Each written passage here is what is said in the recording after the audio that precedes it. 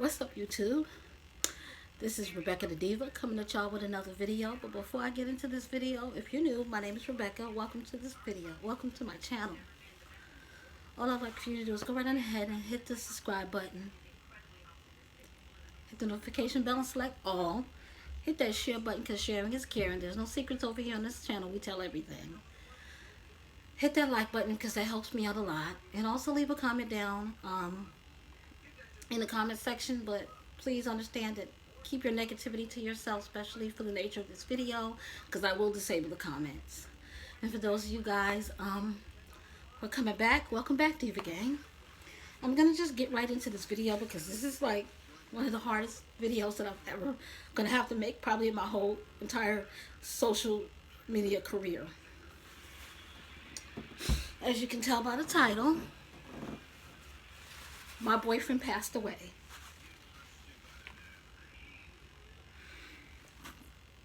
I'm assuming he passed away Wednesday night because that's the last time that I talked to him. I mentioned in other videos that he did suffer from cancer. He had thyroid cancer. And recently he had been diagnosed with congestive heart failure. And unfortunately that's how he passed away. He had a heart attack.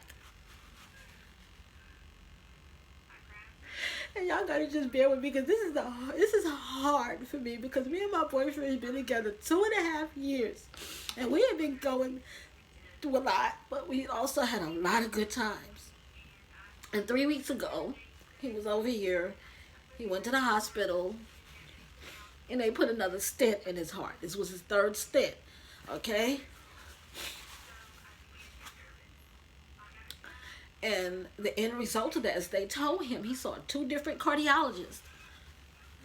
And they told him, the one that put the stent in his heart said that, well, from right now, we'll do cardiotherapy, which he had an appointment for yesterday, which he never made it to. And then if that doesn't work, they was going to do a bypass. So I was Googling and all of that. So I was like, okay, hopefully I would have at least another year or 2 with him. He saw another doctor where he stayed at, you know, because he was about an hour from me. And that doctor, he saw that doctor about 2 weeks ago, and that doctor basically gave him bad news. And it said basically your heart is failing and there's nothing left that we can do. So from that point on, he was gonna he just went on kind of like sad mode, and then he was like, oh, he's from Pennsylvania and we're in Florida. So he was like, well, I gotta go see my family to say goodbye.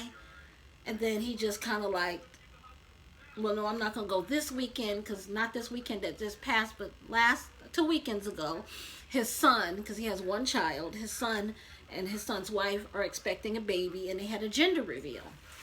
So he attended that, and then he didn't, you know, continued on with his work week or whatever. Last weekend came, and me and him hung out, because one of his nieces had came down to vacation with her husband here in Florida from Pennsylvania, and we all connected, and we had an awesome, like last Saturday was like an awesome time that me and him had. Like, we never had that much fucking fun, like in our whole 2.5 year relationship. Like, that day was like amazing. And I hate I didn't take pictures, but I'm just that one that I don't really take pictures like that.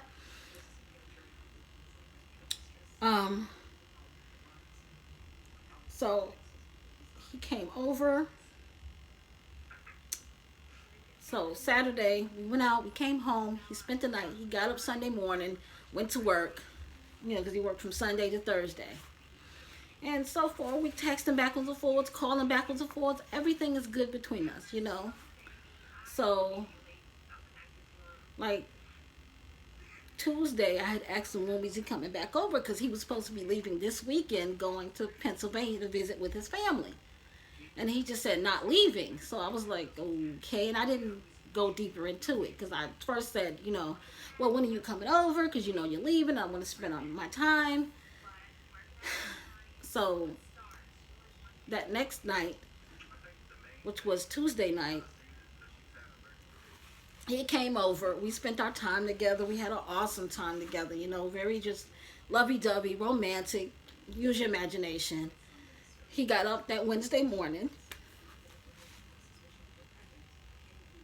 at about 5:30 because he lives like an hour from me. So he had to go to work, and he started to work from 8 to 4. So he wanted to make sure he get home, get some breakfast, get himself ready. He works from home. And like all Wednesday morning, it's like we were texting like we normally do. During the daytime, I normally don't bother him because I'm busy with my business working, and he's working, and I'm at home dealing with the kids homeschooling. So I stay in my zone. I stay in my lane until later on in the evening, like after 4 o'clock. I'll normally text him, "What are you doing?" When I did that, he said nothing. Uh, I was busy, like I say. Then I had asked him a little bit later, like, "Did you eat?" He said, "Not yet." And then, like I said, my whole day Wednesday was like booked and busy. So finally, I know he goes to bed early because he has to rise early. So it was like after 10 o'clock Wednesday night, and I was like, I say, I sent him a heart emoji, the heart eyes emoji. I got no response. I said, "Hey," I still got no response. Then I said, "Wake up." And then he said no with thumbs down. And then he texted me stomach pains. And I was like, "Aw." And I said, "Did you eat?" And he was like, "Yeah." I said, "Okay."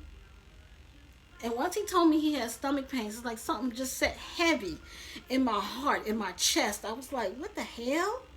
You know, and that was probably his body shutting down at that time. So then I said, "Don't you have a doctor's appointment tomorrow?" Tomorrow being Thursday. He was like, "Yeah." And I was like, "Okay, that was it. That's the last conversation that we had via text message." Woke up yesterday morning.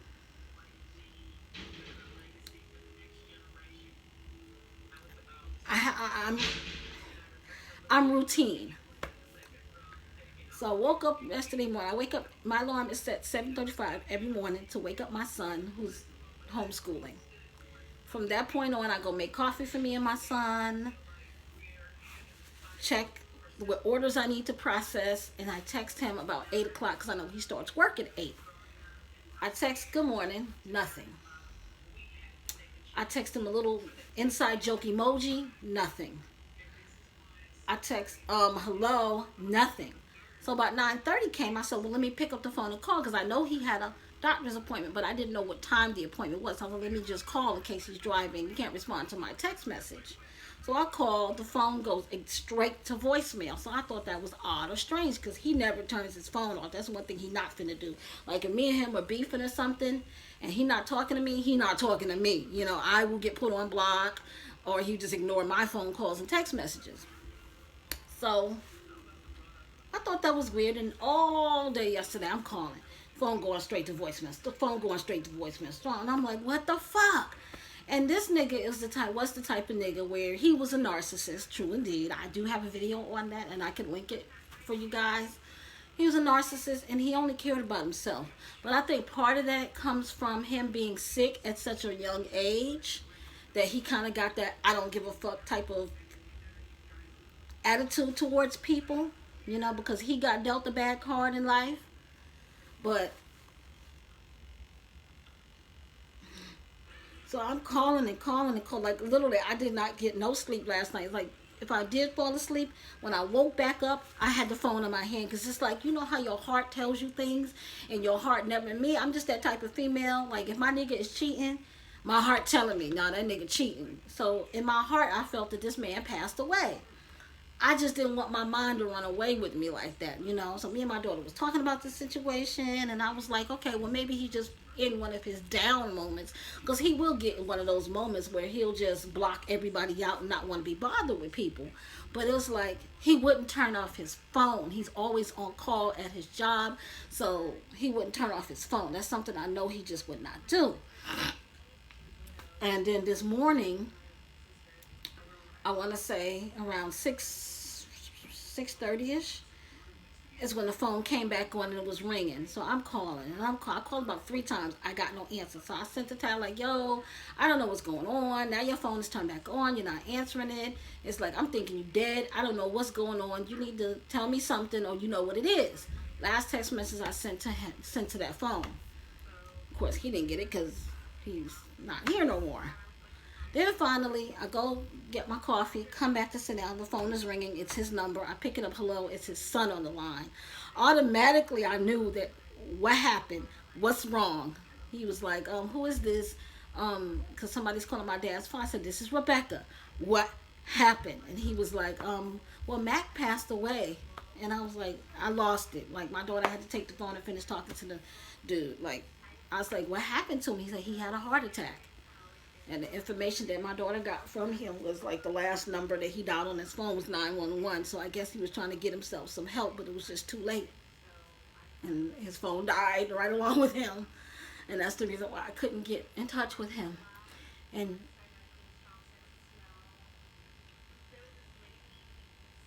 what do you do? What do you say? It's like,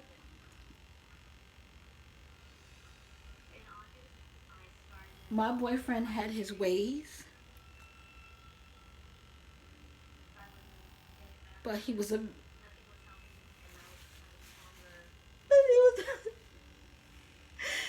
he was my boyfriend, and I knew from the time he told me he had cancer that his life wasn't gonna be his life, and I've seen him go up, go down, with his health and his he's just the type of person where he doesn't be honest, I guess, completely with me about his health. Because I just feel that I just feel that he probably knew all along, even before he had the first episode, that his heart wasn't going to last much longer. And he was always just like past couple of months, he was always, when he first found out he had heart issues and got the first stent placed, which is in June, he always said, like, my father died the same way. He was trying to get to the hospital and couldn't. And I don't want to be my dad. I don't want to die like that. And that's exactly how he died. Alone in his room with his 2 birds. Because y'all remember, some of y'all, my oldies that's been with me for a while, know that, like, in the beginning part of the year before quarantine, I would be filming here in my room, and his birds used to be in the corner, and every time I talk, or anybody talk, they would make noise. He loved the hell out of those birds. He called them his kids. And it's like, when he had that falling out with my daughter, and he took all of his stuff on June the 1st, and left my house, I knew right then and there that this relationship was never going to be back the same again. But I didn't think that he would die. I thought we would just break up or something, and that would be the end of that. Like, literally, I'm in tears because I've never had a boyfriend that died before. Like, I've had 2, 3 real relationships, and them 3 niggas are still alive. So, I'm just distraught, and I'm hurting, and I'm sad, and I had to tell my kids because they're 15 and 12, and it's like they're used to him being here. He's been a part of our life for 2.5 years.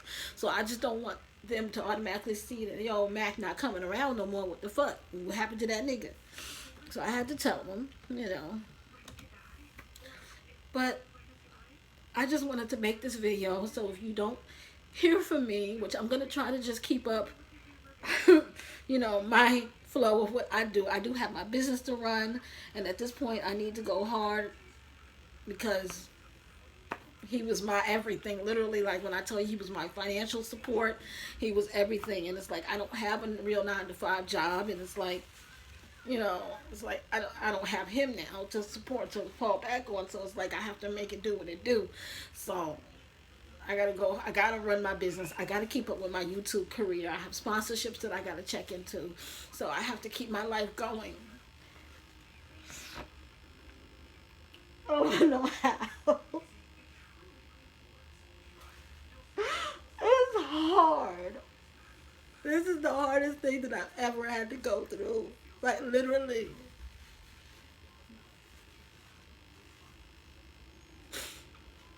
Like I could have dealt with him cheating on me and leaving. Other than dead, you can't fucking come back from the nigga dead. You just can't. And it's like it's when you know somebody is sick and you know that this is the card that they got dealt, but still fact remains when they die, it's like damn, really, nigga, this is how you go out. And I'm trying to pull myself together because I know he hated when I cried, so I have to literally not cry. Trying to get all of this out now because I really didn't want to come on camera and be all weak and cry, but I've been crying all fucking morning. Shout out to my kids because they are just like thebomb.com. They have been so supportive for me, and I love my kids. And my granddaughter wanted anything else in this world. But I'm so hurt because I truly love this man through everything, through all of his bullshit. I loved him. And to know that there's no Mac and Rebecca no more, it sucks. It fucking sucks. So, I'm done talking. Pray for me and my family. Pray for the Thrasher family. Pray for the Gray family. I'm gonna get you guys more videos. It's at the end of the day, the show must go on. And he will want me to record, and because he always asks me, when the last time you recorded and made a video? You know, he always asks me that. So I have to continue on with my career. I'm sad. I'm hurting. I'm alone. Because it's like your best friends that you think will be there for you, it's like they ain't there for you. So it's like I'm alone and it's just me and my kids, like always. I don't know where his funeral is going to be. Like I said, I'm not going. I really would not be able to deal with that. He's from Pennsylvania, so 9 times all of his family is back in Pennsylvania. So 9 times out of 10, that's probably where everything is. His son told my daughter that he would save my number and let me know, keep me updated on everything, but I don't. So thank you guys for listening. Thank you for all the love and support for my channel. This is just the beginning for me. I just recently got monetized, so I got so much more stuff coming for you guys. I have a lot of things on the business aspect because I get so many people every day almost from Instagram and YouTube ask me on the business tip about a lot of things because a lot of people get into this business world and they keep everything hush hush, a secret. Like they don't want to share. It's like there's enough money out there for everybody to eat, you know, literally. So more things are coming. Please go over to my Instagram and make sure you follow me on Instagram, Fearless Diva Lashes. I'll put it in the description. I am doing a 2K follower giveaway over there. Just the details are over there. So once again, thank you guys for listening. I'm gonna be okay. I just have to get through these next couple of days and then figure out what I'm gonna do from there. But until next time, guys. Bye.